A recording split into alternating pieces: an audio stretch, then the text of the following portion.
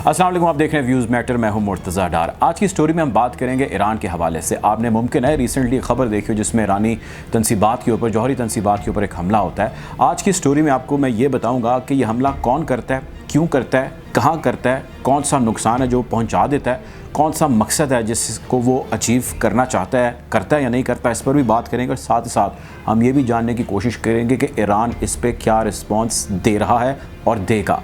हमला होता है ईरान के शहर तातान्स के अंदर। इस शहर के अंदर ईरान की जौहरी तनसीबात हैं और जौहरी तनसीबात उसकी ज़ेरे ज़मीन है, यानी अंडरग्राउंड है, जहाँ पे उसने जौहरी तनसीबात अपनी रखी हैं। उनके ऊपर एक हमला होता है और हमला होता है साइबर, यानी कि आपने एक लफ्ज़ सुना होगा, 5th generation war. 5th generation war के अंदर बहुत सारी चीज़ें आती हैं। उन बहुत सारी चीज़ों में एक चीज़ इस किस्म का हमला भी है। हैकर्स या जो एक्सपर्ट हैं इस चीज़ के, वो ईरान की जौहरी तनसीबात के ऊपर जो तातान्स के अंदर हैं उस पर एक अटैक करते हैं और उस अटैक के नतीजे में उस जगह की जो बिजली है, यानी इलेक्ट्रिसिटी जो सप्लाई है, उसको मुअत्तल कर दिया जाता है और अपनी मर्ज़ी से जितनी देर चाहते हैं उसको मुअत्तल किए रखते हैं। इस बिजली की सप्लाई के रुक जाने में जौन से नुकसानात होते हैं उसकी तफसील में मैं थोड़ी देर में जाता हूँ, लेकिन आपको मैं इसका थोड़ा सा पस मंज़र बताता चलूँ कि ये कोई पहली दफ़ा नहीं है कि हाँ ईरान की इस तनसीबात के ऊपर या और तनसीबात के ऊपर पहला हमला हुआ है। इससे पहले भी हमले हो चुके हैं। 2007 के अंदर हमला हो चुका है, 2010 के अंदर हो चुका है, 2020 के अंदर हो चुका है और इसी जो तातान्स की जौहरी तनसीबात है, जो अंडरग्राउंड है, इसके ऊपर हमला हो चुका है और सारे के सारे साइबर हमले हो चुके हैं। कोई भी ऐसा हमला नहीं था जो फिज़िकल अटैक हो, कोई धमाका हुआ हो, कोई चीज़ आकर गिरी हो या किसी ने को फिज़िकली उसके ऊपर आकर हमला किया हो। ये तमाम साइबर अटैक्स थे। बहरहाल मामला आगे बढ़ता है। इसके अंदर बहुत सारे नाम हैं जो सामने आते हैं और प्राइमरीली जो सबसे ऊपर नाम आता है, जो सबसे सामने नाम आता है, वो यकीनन इसराइल का नाम आता है और इशारे के नारे भी उसी तरफ जाते हैं। इसराइल के आर्मी चीफ भी इस हवाले से एक मिलती जुलती स्टेटमेंट देते हैं। कोई एक्सेप्टेंस इस चीज़ की नहीं होती। और आप ये भी चीज़ जानते हैं कि इसराइल और ईरान आमने सामने हैं गुज़िश्ता काफ़ी अरसे से। कभी समंदर के अंदर जहाज़ों की सूरत के ऊपर एक दूसरे के ऊपर अटैक हो रहे हैं और वो कोई बड़े जो है वो अटैक नहीं हो रहे, वो अटैक सिर्फ एक दूसरे को छोटे छोटे मिसाइल मारे जा रहे हैं, सिर्फ एक मैसेज दिया जा रहा है कि जी हम इसको चाहें तो बड़ा मिसाइल मार के भी उड़ा सकते हैं। ये काम दोनों जानिब जारी है। लेकिन इसके अंदर थोड़ा सा ना जो चीज़ है उसके अंदर कुछ टेढ़ापन है और वो टेढ़ापन ये है कि सिर्फ इसराइल नहीं है जो इसका बेनिफिशरी है। इसके इशारे किनारे इस हमले के एक और मुल्क है जिसकी जानिब जा रहे हैं और बढ़ रहे हैं। उस मुल्क के बारे में मैं बताऊंगा, इसकी तफसील में भी जाऊंगा और उसके ऑब्जेक्टिव्स के बारे में भी आपको बताऊंगा। ईरान ने ऐलान किया है कि उसको इल्म है कि उस पर हमला किसने किया और वो दुरुस्त वक्त पे और दुरुस्त मौके पे उसका बदला लेगा।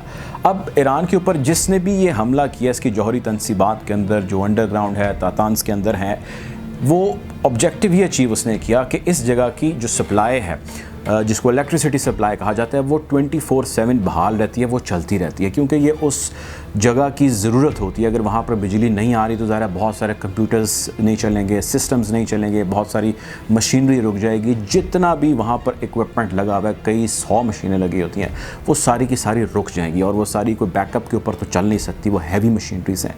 जब ऐसी जगह की आप इलेक्ट्रिसिटी रोक दें, यानी कि वहाँ का काम आप रोक दें, मुंजमद कर दें, तो वहाँ पर बहुत सारी चीज़ें हैं जो नुकसान जिनका होना शुरू हो जाता है, जो हर गुज़रते मिनट के साथ आपको बहुत पीछे धकेलना शुरू कर देती हैं। जो रिसेंट एक ओपिनियन आया एक्सपर्ट्स का सामने, कुछ साइंटिस्ट का सामने, उनका कहना ये है कि इस हमले के बाद ईरान 9 माह से 12 माह, यानी लगभग पौना साल से 1 साल अपनी जौहरी टेक्नोलॉजी में पीछे चला गया, यानी पीछे गिर गया है। उसको यहाँ तक वापस आने के लिए मज़ीद तकरीबन 1 साल जैसा, पौने साल जैसा टाइम लगेगा।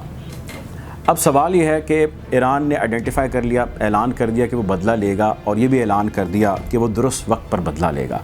अब इसराइल का जिक्र हमने किया कि इसराइल का नाम सामने आ रहा है, लेकिन चीज़ें कुछ थोड़ी सी मुख्तलिफ हैं। वो मुख्तलिफ इस तरह हैं कि इस वक्त आपको पता है कि JCPOA के नाम से एक डील जो ईरान ने जौहरी मुआहदे की थी दुनिया के 6 बड़े ममालिक के साथ, जिसमें चाइना, अमेरिका, बरतानिया, फ्रांस और दीगर ममालिक भी शामिल थे, वापस उस डील में जाना चाह रहा है। ये वही डील थी जो जौहरी मुआहदे के हवाले से बराक ओबामा के दौर में 2015 में की थी ईरान ने, और कहा था कि जी हम आज के बाद यूरेनियम की अफजाइश मज़ीद नहीं करेंगे, उतनी ही करेंगे जितनी हमारी रिसर्च या हमारे डेवलपमेंट प्रोजेक्ट्स के लिए ज़रूरी है।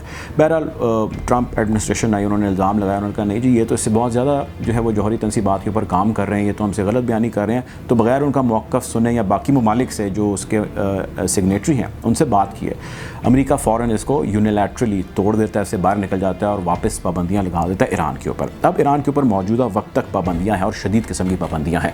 जो नई इंतज़ामिया अमेरिका की आई है वो चाहती है कि इन पाबंदियों का खात्मा किया जाए, क्योंकि हमने मैक्सिमम प्रेशर टेक्निक जिसका इस्तेमाल ट्रंप ने स्टार्ट किया था ईरान के ख़िलाफ़, उसका हमने इस्तेमाल करना शुरू किया, लेकिन ईरान किसी तरह गिरा नहीं, किसी तरह झुका नहीं। तो हम ये चाहते हैं कि बजाय इसके कि हम ईरान को अपना दुश्मन बनाएं और उससे बहुत सारे ख़तरात आके मोल लेकर चलें, तो let's find a different way, क्योंकि पूरी दुनिया के अंदर जो अग्रेशन की अमेरिका की पॉलिसी है वो बुरी तरह नाकाम होती है। अमेरिका को ही खुद दिखाई दे रही है, तो अमेरिका मुख्तलिफ रास्ते जो है उसको अपनाने की कोशिश कर रहा है। बहरहाल जहाँ इसका बेनिफिशरी अमेरिका है, वहीं इसका बेनिफिशरी ईरान भी है। ज़ाहिर है ईरान जब इस मुआहदे में वापस चला जाएगा तो ईरान की ट्रेड बहुत सारे ममालिक के साथ खुल जाएगी, वो आज़ादाना तौर पर तिजारत कर सकेगा। बैंक अकाउंट्स उसके दुनिया के बहुत सारे ममालिक के साथ फ्रीज़ हो चुके हैं, वो अनफ्रीज़ हो जाएंगे, ट्रेड शुरू हो जाएगी। ओवरऑल ईरान ग्रो करेगा, ओवरऑल ईरानी ग्रो करेंगे, इकॉनमी स्टेबल होगी। ईरान पहले ही बहुत ही मुश्किल और नामुसाइद हालात में अपनी इकॉनमी को लेते हुए चलता जा रहा है, ब्लैक लिस्टेड कंट्री के फहरिस्त में शुमार होता है। अब इसको सबोताज करने के हवाले से इसराइल मुतअद्दिद दफ़ा स्टेटमेंट्स दे चुका है, वो अमेरिका को भी तंबीह करा चुका है। और अमेरिका में जो नई इंतज़ामिया आई है जो बाइडन की, उसके साथ नेतन्याहू जो रूह रवां है इसराइल के, उनकी कोई ज़्यादा नहीं बनती जो बाइडन के साथ, क्योंकि उनकी यारी दोस्ती ट्रंप और उनके दामाद जैरेड कुशनर के साथ थी। उनके जाने के बाद इसराइल एक दफ़ा धमकी करा चुका है अमेरिका को कि अगर इनके साथ जौहरी मुआहदे में आप गए तो हमसे बुरा कोई नहीं होगा, हम इनके ऊपर हमला करेंगे। ऐसी स्टेटमेंट्स ऑन रिकॉर्ड मौजूद हैं आर्मी चीफ की इसराइल के।